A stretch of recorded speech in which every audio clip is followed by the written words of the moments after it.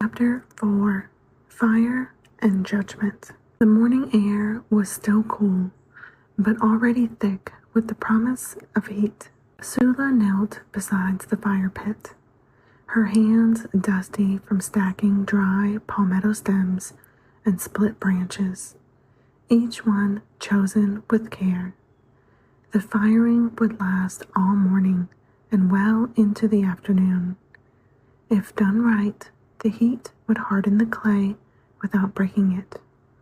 If done wrong, everything could be lost in a single crack. Luma moved slowly around the pit, adjusting the stones that would hold the pots in place, muttering to herself in a rhythm only she understood. Her eyes flicked toward Sula once or twice, but she said nothing. Several small vessels sat on the mat beside them, some shaped by Luma, some by Sula under Luma's watchful eye.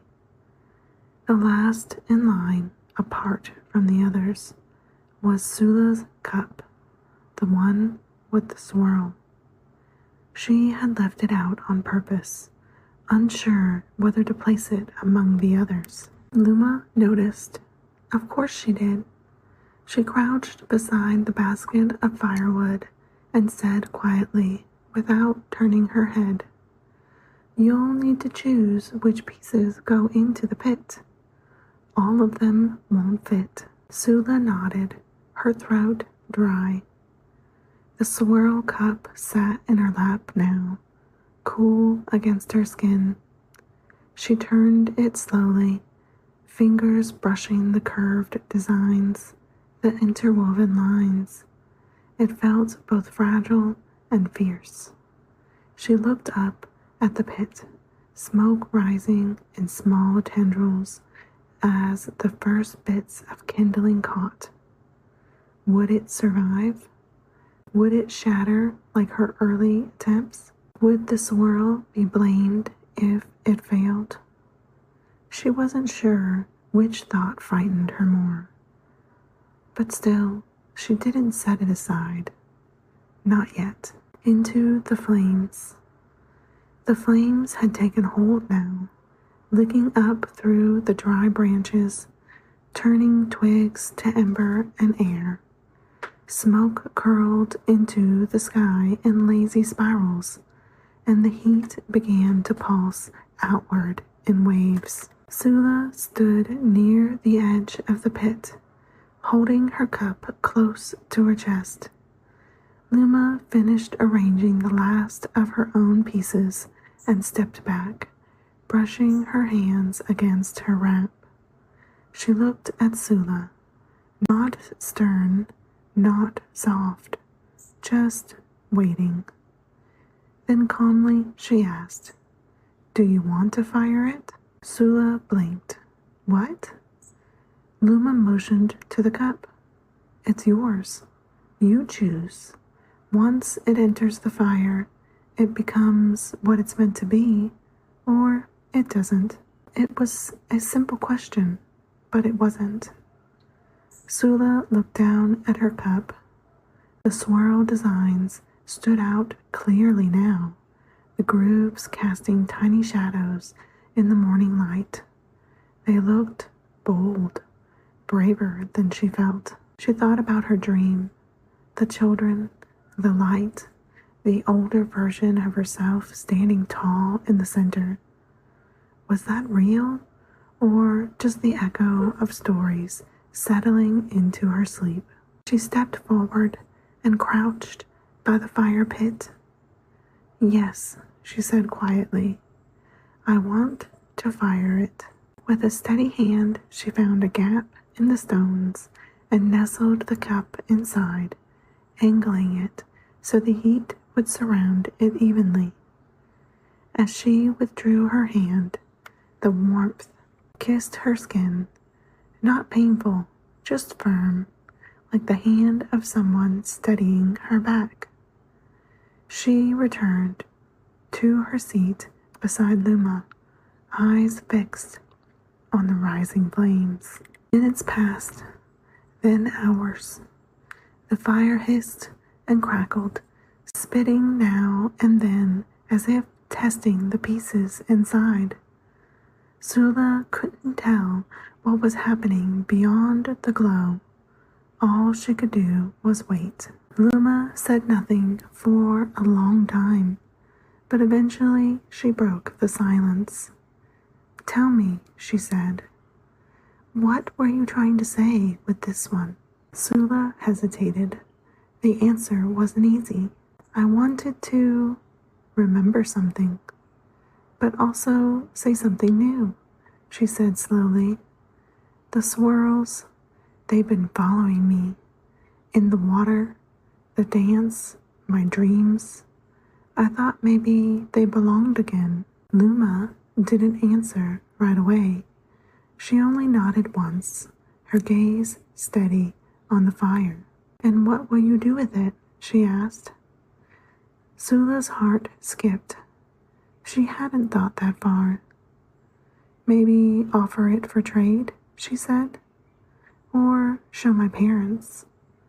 But what if no one wants it?" Her voice softened. "It's not like the others." Luma hummed softly, neither agreement nor dismissal, just a note, low and even. And then she said nothing more.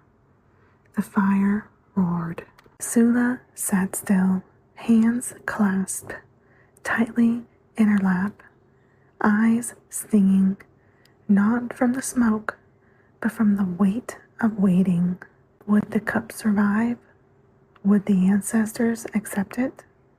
Would Luma? She didn't know, but the flames would answer first. At the springs, the sun hung heavy above the trees by the time the fire had calmed. The pottery would need time, hours more, before it could be touched, let alone judged.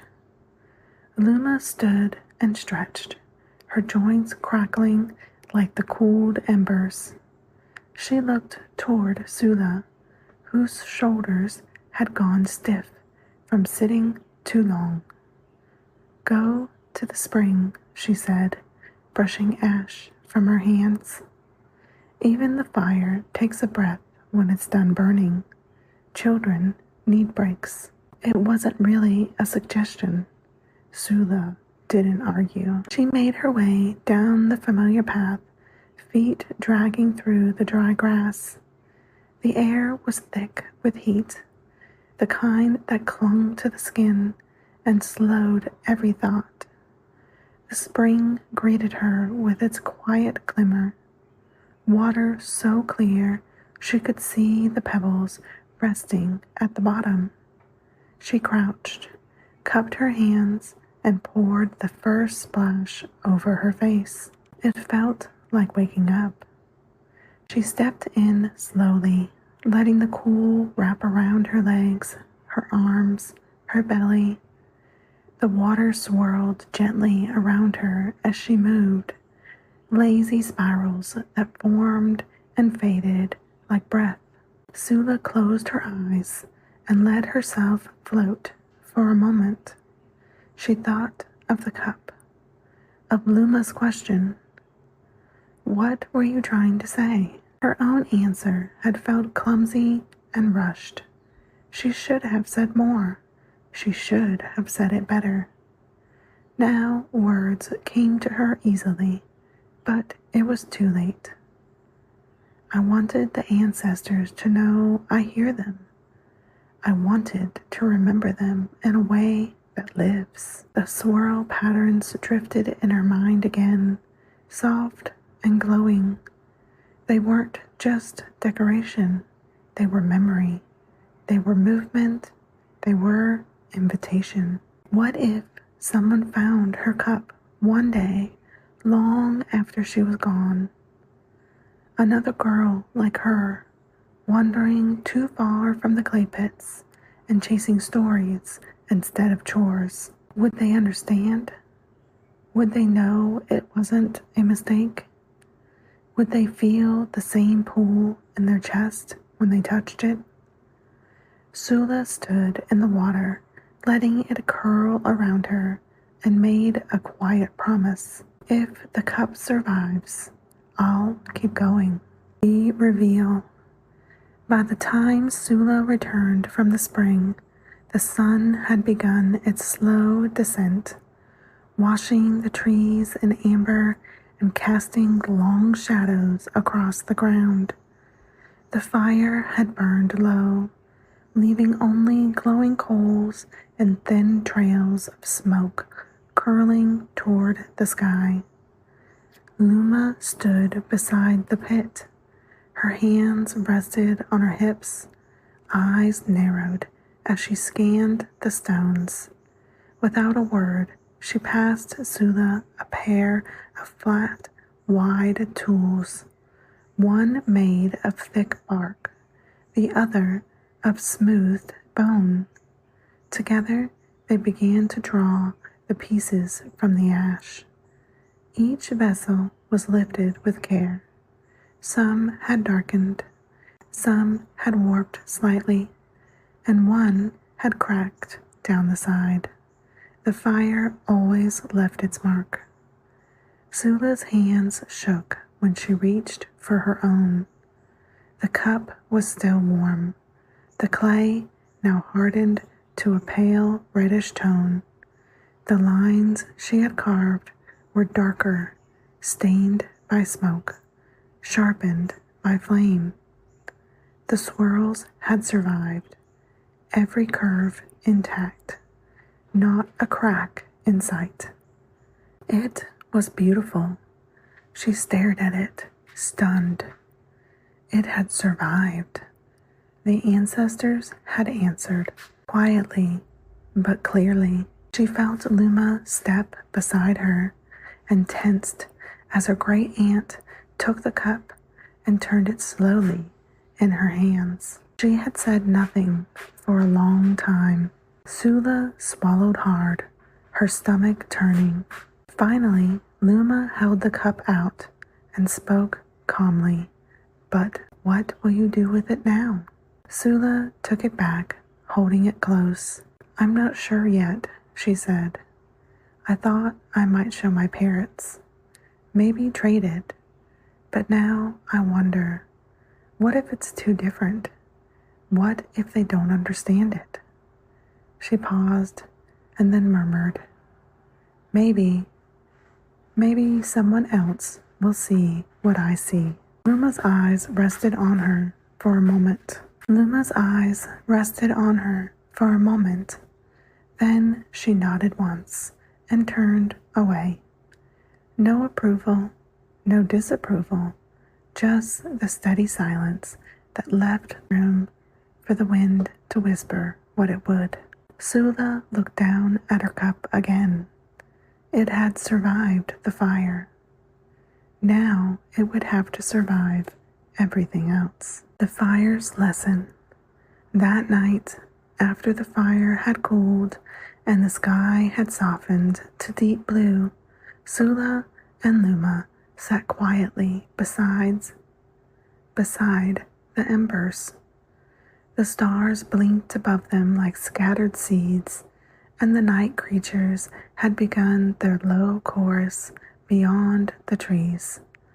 Luma had said little all day. Now she broke the silence. When I was young, she said, her voice low and steady, there was a boy named Tino.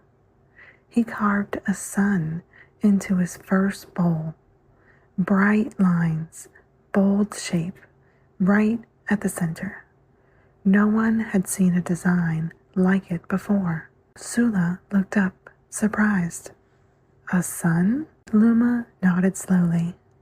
Suns were sacred, meant for songs and dances, not for bowls. He said the bowl was a prayer, and it felt right in his hands. Sula leaned in. What happened? Luma turned a coal with a stick, letting it hiss against the ash. He gave it to the fire. It came out whole, not a crack on it. Sula's breath caught. Did the elders accept it? They didn't stop him, Luma said, but they didn't ask for another either. She let the silence stretch. Sula thought of her own cup, the swirl, the lines beside it, the way it had glowed in her dream. Luma looked at her, eyes reflecting firelight. Unreadable. What you make will live longer than you, she said softly. Be sure you want it to speak. Sula didn't answer. She only looked down at her hands, remembering how the clay felt between her fingers. I hope you enjoyed this chapter of Memory in the Clay. Tune in next week to hear what comes next for Sula. To purchase the printed book or explore the digital edition and teacher resources, check the description below. Until next time, may your hands remember what your heart already knows.